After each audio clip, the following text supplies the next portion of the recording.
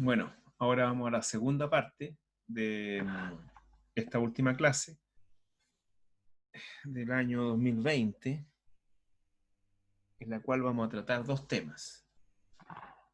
El primer tema va a ser cerrar la materia de medios de prueba con las presunciones, y la segunda parte va a ser, vamos a revisar el juicio sumario. Primero, empecemos con las presunciones. ¿Qué son las presunciones? Es una pregunta un tanto complicada esto de las presunciones, porque por una parte, algunos, o sea, no está claro de si las presunciones son un medio de prueba en sí o corresponden a otros medios de prueba.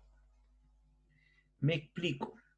Las presunciones en sí no existen como medio de prueba propiamente tal, sino que las presunciones están conformadas por varios medios de prueba, pero incompletos, por elementos, o también denominados indicios en la legislación procesal penal antigua, pero, y que son unidos por algún componente de raciocinio lógico y nos llevan a una conclusión. Esto quizás no es, no les va a quedar claro, no queda claro, pero yo creo que incluso ni las definiciones de presunciones son claras. Por ejemplo, aquí hay una definición del jurista uruguayo Eduardo Couture que dice acción y efecto conjeturar el juez mediante razonamientos de analogía, inducción o deducción, la existencia de hechos desconocidos partiendo de los conocidos. Eso parece bastante árido, como son en general las definiciones. Por otra parte, el mismo Código Civil define a las, eh, a las presunciones en el artículo 47, inciso primero y segundo, donde indica se dice presumirse el hecho que se deduce cierto antecedente o circunstancias conocidas. Ciertos antecedentes o circunstancias que dan motivo a la presunción son determinados por la ley, la presunción se llama legal. Si el razonamiento lo hace el juez, será judicial, etc. Entonces, eh, ¿qué es lo que es una presunción? Bueno, aquí también yo les digo que los alumnos se equivocan en esto de las presunciones porque también la doctrina no está muy clara. A ver, claro, y dicen que no sería un medio de prueba en particular, sino que serían varios medios de pruebas que unidos son pruebas incompletas, etc. Pero veamos cómo podemos definir a las presunciones. Bueno, ¿qué podemos decir respecto a las presunciones? ¿Qué son? Me imagino que ustedes a esta altura ya han leído el apunte completo, ya han visto esta parte del curso. Entonces nosotros podemos decir que presunciones, vamos a tratarla como un medio de prueba, vamos a tratarla como que no fuera un medio de prueba. Quizás debiéramos tratarlo como un medio de prueba, porque nuestro Código de Procedimiento Civil lo trata como medio de prueba. En el artículo 341, la ley así lo define. Entonces podríamos decir que las presunciones son un medio de prueba que están compuestos por pruebas o indicios, o mejor dicho, por pruebas incompletas, las cuales, unidas mediante un raciocinio dado por la ley o por el juez, dan por acreditados hechos que son desconocidos. Eso entonces es una presunción.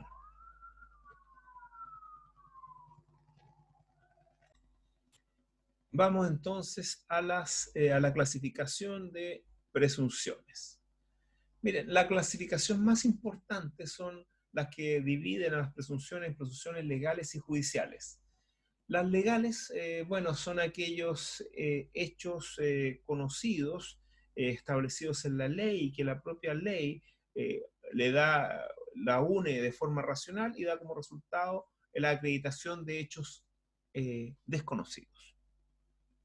Si los elementos de estos hechos conocidos y la conclusión, incluso el raciocinio, está en la ley, estamos frente a una presunción legal.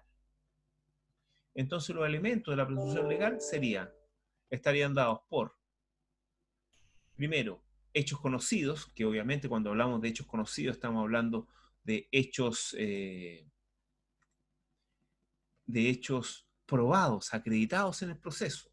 Tenemos el razonamiento que está dado por la ley y la conclusión que también está dada en la ley respecto al hecho desconocido, y esos serían los elementos de la presunción legal. A ver, veamos hechos conocidos y probados. Veamos la presunción de paternidad, respecto a la cual presume que el hijo concebido y nacido dentro del matrimonio tiene como padre al marido. ¿Cuáles serían los hechos conocidos? Esto sería interesante si pudiéramos hacer la clase sincrónica, pero bueno, no hemos podido hacer la sincrónica, pero quizás podamos hacer algo el lunes 6 de julio. Claro, de julio. Entonces, ¿qué hechos son conocidos? Por ejemplo, el hecho conocido es el matrimonio de los padres. Eso hecho es conocido, está aprobado, certificado de matrimonio. Hecho conocido, que la concepción del hijo y el nacimiento se produjo dentro del matrimonio. Hecho conocido porque hay una presunción incluso de cuánto dura la concepción, digamos, la gestación. Ya. Y el razonamiento frente a estos hechos. Si fue concebido dentro del matrimonio y nació dentro del matrimonio, el razonamiento nos dice que lo normal que tiene que ocurrir es que el padre es, y la conclusión de hechos conocidos, el marido. Eso es una presunción legal. Ahora, las presunciones legales se subclasifican en simplemente legales y en legales de derecho. ¿Cuáles son las simplemente legales? Son aquellas que, no obstante existir los elementos que ya han sido acreditados y son la base de la presunción, la conclusión que se obtiene puede ser rebatida por prueba en contra. Ejemplo, la presunción de paternidad del marido. Se prueba lo que ya le he dicho y se presume como padre al marido del hijo. Pero si yo acredito mediante un examen de ADN de que ese hijo no es hijo del marido, la presunción queda eliminada. Se echa abajo la presunción con la prueba en contrario. O por ejemplo, pruebo que el marido en el tiempo en que se debió haber producido la concepción estaba fuera de Chile, es decir, separado de la mujer, también echo por tierra la conclusión de la presunción simplemente legal. Es decir, lo propio de la presunción simplemente legal es que, dados los hechos, no obstante que los hechos se produzcan, no se produce la conclusión porque yo agrego un hecho que hace que esa conclusión no se produzca. En este caso, los dos hechos es la ausencia del marido y, por otra parte, el examen de ADN que da cuenta que no tiene los genes del padre, del marido. Por lo tanto, el marido no es el padre. Las de derecho dicen que no son propiamente un medio de prueba y tampoco una presunción, porque más que nada son ficciones jurídicas, como por ejemplo la del artículo 8 del Código Civil, que es la presunción de conocimiento, presunción de derecho, conocimiento de todos los habitantes de la República de la ley una vez publicada. ¿Y qué es lo propio de esta presunción de derecho, legal de derecho, que no se puede probar en contra? ¿Y las judiciales? ¿Cuáles son las judiciales? Bueno, son aquellas cuyos elementos de base, es decir, los hechos acreditados, lo son durante el proceso y el juez, mediante un razonamiento vertido en la sentencia, da como consecuencia el hecho desconocido que se acredita. Son creación del juez entonces la sentencia, sobre todo en materia penal. A ver, ¿cuál podría ser una presunción judicial, que sobre todo en materia penal se produce mucho? Imaginémonos que tenemos una persona muerta que obviamente ha sido en este caso asesinada, ha habido un homicidio porque la persona no murió de causas naturales, sino que la persona se encuentra muerta en un lugar, en una habitación, en una casa, donde en dicha casa, pero en otra habitación, hay 5 personas. Se acredita que las 5 personas están en la habitación en los momentos de la muerte. Por ejemplo, se acredita la causa de la muerte, que fue, por ejemplo, un apuñalamiento en el corazón, donde el cuchillo quedó clavado en el cuerpo de la víctima. Se acredita que cuando llegó la policía, habían 5 personas en otras habitaciones de la casa. Se acredita la hora de la muerte, pero no sabemos quién es el asesino, no sabemos quién ha causado la muerte. Sin embargo, periciando el arma homicida, tienen las huellas dactilares de de una de las personas que estaban en ese inmueble. No sé quién es el asesino, pero dada todas estas circunstancias, el juez presume de que el asesino es la persona que estuvo en ese lugar en el momento de la muerte y cuyas huellas dactilares están en el cuchillo homicida. Es una presunción judicial. Puede ser desvirtuada por prueba en contrario. Pero eso es una presunción judicial. Esa labor realizada en la sentencia, con los elementos vertidos en el juicio oral. Bueno, importancia de las presunciones. Son sumamente importantes, sobre todo en materia penal, porque en materia penal, por el conflicto de qué se trata, el imputado, la persona que comete el delito, no quiere ser descubierta. De hecho, no solamente no quiere ser descubierta, para lo cual actúa sobre seguro, actúa escondiéndose, sino que también puede actuar borrando las huellas del delito. Por ende, es muy difícil que nos encontremos con un medio de prueba directo, directo que impute y que sea suficiente para condenar al imputado. Nos vamos a encontrar generalmente con medios de pruebas incompletos, los cuales deben ser unidos por el juez. Ahora, en materia civil, tiene importancia desde el punto de vista de la carga de la prueba. ¿Por qué razón? Porque, por ejemplo, una presunción legal que favorece al demandante invierte la carga de la prueba, invierte también el peso de la prueba. Porque en este caso, si nadie hace nada, gana el demandante. No debe probar porque le favorece la presunción y altera, como ya le dije, la carga y el peso de la prueba. Muchos son también los medios de prueba con los cuales nosotros podemos fabricar una presunción, como esos que ya he mencionado, la confesional, la testimonial, incluso con documental incompleta. Bueno, pasemos a las características de las presunciones. Primero, la reglamentación. Las presunciones están reglamentadas en la ley. Artículo 47, 1712 del Código Civil y 426 del Código de Procedimiento Civil, sobre todo referida a las presunciones judiciales. Ahora, una presunción en el sentido filosófico es un silogismo, que es una forma básica de pensar, donde tenemos una premisa mayor, una premisa menor y una conclusión. Que eso ya lo explicamos a propósito de las leyes de la lógica. En cuanto a los requisitos, también están reglamentados en la ley, y si son legales, los 3 elementos están en la ley, y si es judicial, los elementos están también, la valoración está en la ley, pero la construcción debe ser hecha por el juez. La construcción no es hecha por la ley, sino que es hecha por el juez. Los parámetros por los cuales tiene que fijarse el juez para construir la presunción judicial están en la ley, pero el juez debe construirla en la sentencia definitiva. Elementos de la presunción judicial, es decir, la valoración. Es lo que estamos viendo en el artículo 426 del Código de Procedimiento Civil.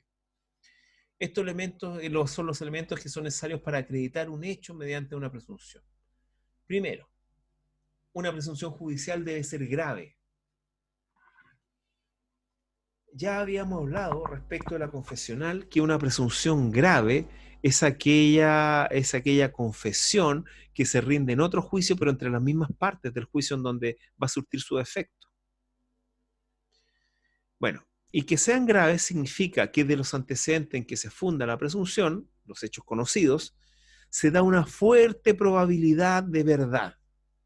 Es decir, el razonamiento al cual llegamos es sencillo, es directo y es fuerte. Nos incita, nos conduce a pensar solamente, a pensar de manera fluida y naturalmente la conclusión. eso significa que sea grave. Como por ejemplo lo que ya le había planteado, que las mismas partes en otro juicio, dentro de otro juicio, haya una parte confesado una cosa que posteriormente sirve para este otro juicio, nos lleva a pensar de manera fuerte que lo que dijo esa parte en ese otro juicio es cierto y puede ser usado en este otro juicio. Tiene que ser precisa, 1712 el Código Civil también. Implica que del hecho conocido no puede desprenderse sino que más que una consecuencia, no muchas consecuencias, sino que una sola consecuencia y de manera natural y no forzada. Y por último, que sean concordantes, artículo 426, es en cuanto hay varias presunciones al respecto y todas las presunciones nos dan la misma conclusión. Obviamente la jurisprudencia ha señalado que esta concordancia se debe referir a los hechos, a las situaciones, a los juicios en que exista más de una presunción. Bueno, entonces con esto estamos terminando la parte probatoria del curso y voy a proceder ahora en este momento a ver lo que es el juicio sumario. Bueno, respecto del juicio sumario, vamos a seguir el apunte, más que un apunte, un trabajo que hizo el profesor Andrés Saldivia, también de la Universidad de las Américas, el año, no me acuerdo de haber sido el año 2008, y que fue actualizada por mí el año 2018, en mayo del 2018. Entonces, veamos el procedimiento sumario. Respecto al procedimiento sumario, vamos a ver, bueno, vamos a ver generalidades primero. A ver, generalidad del procedimiento sumario. ¿Qué podemos decir en cuanto al procedimiento sumario en su generalidad? Lo primero que podemos decir del procedimiento sumario, viéndolo desde un punto de vista general, es que el procedimiento sumario es declarativo. ¿Qué significa esto? Significa que procede respecto de una obligación o algún derecho que es dubitado.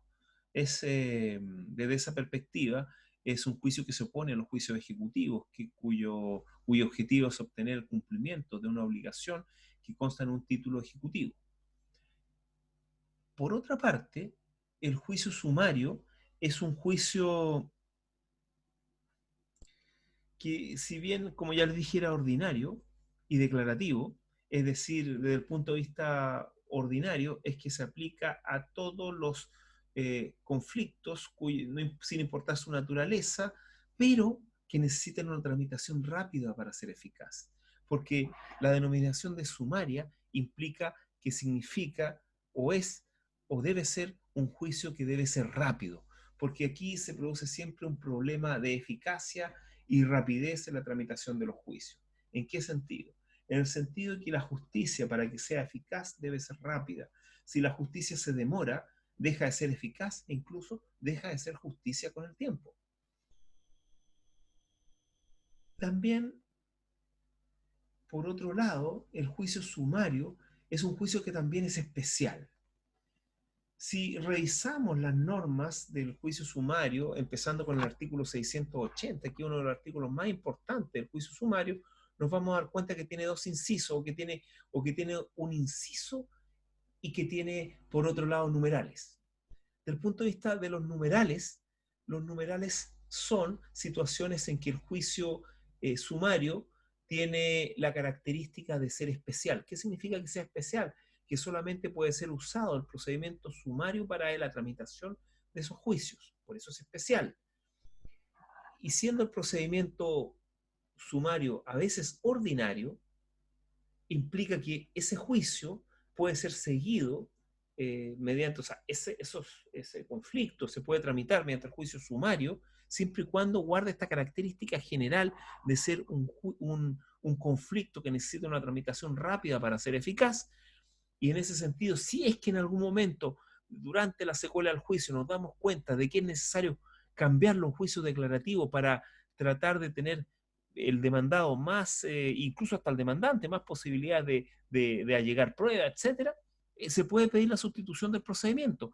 Eso es lo básico respecto del juicio sumario cuando es ordinario, que se puede pedir lo que se denomina sustitución del procedimiento. Esto es cambiar a un procedimiento ordinario de mayor cuantía del libro segundo del Código de Procedimiento Civil. A la inversa, también un procedimiento ordinario puede cambiarse, un procedimiento ordinario de mayor cuantía puede cambiarse a un procedimiento sumario, dadas las circunstancias.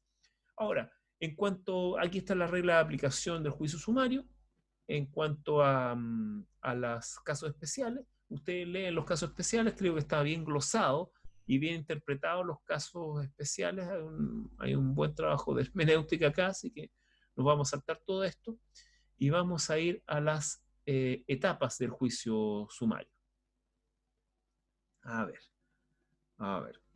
La estructura. Vamos a la estructura del procedimiento sumario. La estructura del procedimiento sumario es bastante sencilla. El procedimiento sumario tiene una etapa de inicio, tiene una etapa, dentro del inicio está la etapa de discusión, la etapa de prueba y la etapa de decisión. A ver, empecemos con la estructura, primero con el inicio. ¿Cómo se inicia un juicio sumario?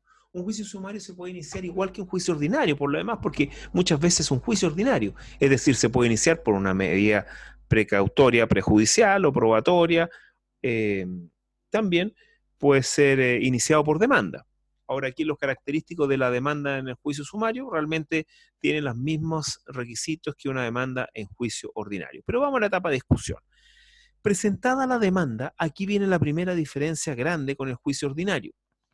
Presentada la demanda, no se da traslado de la demanda propiamente tal, sino que se cita una audiencia. La resolución entonces a la demanda en el juicio sumario va a ser la citación a una audiencia que va a tener las características de ser una audiencia de contestación y de conciliación. Esa es, y esa estaría dada y por eso estaría dada la etapa de discusión, con una demanda por escrito y con una audiencia de contestación y conciliación.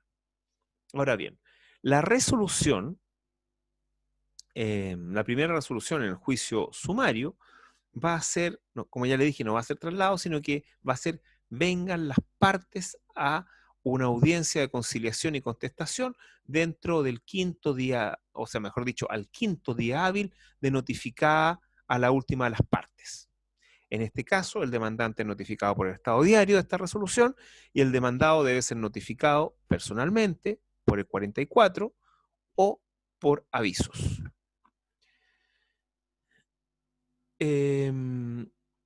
Una vez notificada la demanda y la resolución al demandado, generalmente en el quinto día se hace la audiencia esa audiencia que corresponde a la etapa de discusión, en donde la contestación se hace de manera verbal, porque hay que indicar que el juicio sumario es verbal, pero por el problema de la escrituración que existe en los procedimientos ordinarios, es necesario, incluso ahora también con la tramitación electrónica, es necesario que todo conste por escrito, incluso las actuaciones verbales. Entonces, se notifica esta resolución, se lleva a cabo la audiencia. En la audiencia ocurren cosas importantes. Esta primera audiencia, como ya les dije, es una audiencia de contestación y conciliación. En esta audiencia se contesta la demanda. Se puede contestar de manera verbal, dictándole el contenido de la contestación al funcionario judicial que va a tomar la audiencia, que se debe hacer el juez, asistido por un funcionario, pero generalmente es un funcionario menor el que realiza esta audiencia. Y ocurre algo interesante porque es necesario, desde el punto de vista legal no es necesario, pero sí desde el punto de vista forense y judicial, los jueces, en vista de que rige el principio dispositivo, exigen que comparezca el demandante y el demandante en la misma audiencia ratifique la demanda en todas sus partes. Entonces el demandante ratifica la demanda. Acto seguido se ha trasladado para que conteste el demandado verbalmente, dictando el contenido de la contestación o acompañando una minuta escrita. En este caso, por el asunto de la tramitación electrónica, la minuta escrita, que realmente es un escrito de contestación a la demanda, puede ser subido el día antes o puede ser subido incluso el mismo día de la audiencia. Una vez contestada la demanda, se procede al llamado a conciliación, que en general es un trámite actualmente por la saturación de los juzgados civiles, un tanto vacío, en el cual se le pregunta a las partes si han conversado y obviamente no han conversado, así que se evacúa ese trámite de la conciliación sin resultado. No se proponen bases de acuerdo ni nada, sino que se evacúa eh, sin mayor resultado. Y ahí se termina esta etapa de discusión y pasamos a la etapa de prueba, pero antes de ir a la etapa de prueba, hablemos de la defensa. La defensa en el juicio sumario. Como ya les dije, la defensa en el juicio sumario se produce en la audiencia de contestación y conciliación. Ahora, como no existe una, un momento específico en el cual se puedan oponer excepciones dilatorias, y tampoco habla de las excepciones perentorias, se entiende que todo debe ser interpuesto en esa audiencia, obviamente respetando el principio de preclusión, en el sentido de que previamente, como excepciones previas, deben ser interpuestas las excepciones dilatorias y después en subsidio las perentorias. Las perentorias son resueltas en la sentencia, las dilatorias deben ser resueltas en el mismo acto, en la misma audiencia, se supone. Entonces, así se realiza la defensa en esa audiencia. Hay una norma en el Código de Procedimiento Civil y está plagado de normas el Código de Procedimiento Civil respecto al juicio sumario que hacen de que el juicio sumario sea rápido. Se eliminan trámites y también se concentran otros.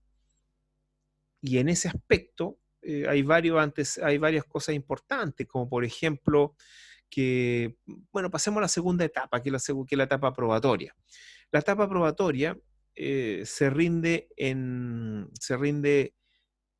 fuera de esa audiencia, para lo cual debe recibir la causa prueba y notificar la interlocutoria de prueba por cédula, a pesar de que las normas a las cuales se remite la prueba en el juicio sumario son las normas de los incidentes, es decir, la prueba en el sumario se rinde en 8 días, en el segundo día se debe presentar la lista de testigos y después inmediatamente quedan las partes citadas para oír sentencia. Todos los incidentes que se planteen en audiencia deben ser resueltos en las audiencias. Por lo visto se ve que es un procedimiento bastante concentrado y en el sentido de ser concentrado no cabe, por ejemplo, el trámite de la reconvención. No hay reconvención por la naturaleza jurídica del juicio sumario. Por otro lado, también hay una acumulación de incidentes que pueden ser resueltos en la sentencia definitiva, todos conjuntamente. ¿Qué más podemos decir del juicio sumario? Sí, es importante destacar en el juicio sumario las apelaciones. Respecto a las apelaciones, hay dos regímenes, podemos decir. Un régimen que es vinculado a las apelaciones de artículo, es decir, aquellas que no son sentencias definitivas respecto del demandado. Todas las apelaciones del demandado son en el solo efecto devolutivo.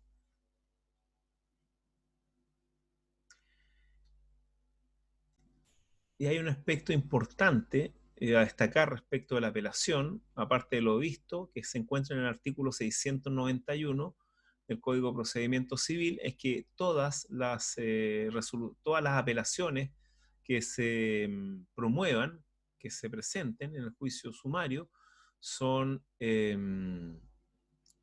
otorgadas en el solo efecto devolutivo, incluso hasta o sea, son otorgadas en ambos efectos, las que no son presentadas por el demandado, pero el artículo 691 da una posibilidad de que el juez controle los efectos de la apelación, en el sentido, tratándose la apelación de la sentencia definitiva, que es lo importante. La apelación respecto a la sentencia definitiva se concede en ambos efectos, salvo que, y lo mismo respecto a la sustitución de procedimiento, salvo que por otorgarse en ambos efectos se tiendan a eludir sus efectos, los efectos de la sentencia. Entonces, tenemos que, respecto a la sentencia definitiva, el juez tiene la posibilidad de limitar el efecto suspensivo, es decir, no conceder el efecto suspensivo, esto es, que se cumpla el fallo, no obstante estar pendiente de la apelación, cuando mediante la apelación, con este efecto suspensivo, se tienda a eludir los resultados de la misma. Eso es importante desde el punto de vista de la rapidez de la ejecución. Entonces le da la posibilidad al juez de que, haciendo una declaración al respecto de la sentencia, solamente lo conceda en el solo efecto dolutivo, cumpliéndose la sentencia, a pesar de que esté pendiente un recurso de apelación. Por último, respecto al juicio sumario, hay una medida cautelar anticipativa bastante importante, pero muy poco usada por los abogados, porque realmente los jueces no acceden a ella, que sería el acceder provisionalmente a la demanda. Esto se encuentra regulado en el artículo 684 del Código de Procedimiento Civil, y es una, como ya le dije, una medida cautelar anticipativa que busca lograr la tutela efectiva de los derechos en este caso el demandante, y se dan los casos en que el demandado esté rebelde a la audiencia de contestación y conciliación. Y en este caso, si hay fundamento plausible, se accede provisionalmente a lo pedido, es decir, me dan lo que yo quiero y una vez que me lo dan hay un plazo de oposición para el demandado. En 5 días puede oponerse, pero en cierta medida me dan lo que yo pido si es que el demandado está en rebeldía en esta audiencia de contestación y conciliación siempre que haya fundamento plausible. Y esto es una medida cautelar anticipativa, como los alimentos provisorios en materia de familia. Espero que le haya quedado claro, solamente les di algunos rudimentos, algunos aspectos del juicio sumario, del procedimiento sumario, las características más esenciales que un procedimiento ordinario, declarativo y también concentrado, cuyo objetivo es lograr la tutela efectiva de los derechos de manera rápida. Cualquier cosa lo podemos revisar en la sesión Zoom que vamos a tener el lunes 6 de julio del presente a las 7 de la tarde. Espero que haya quedado claro. Si no queda claro, se pueden comunicar conmigo, ya sea a mi correo electrónico que tengo ya señalado en el canal. Hasta luego.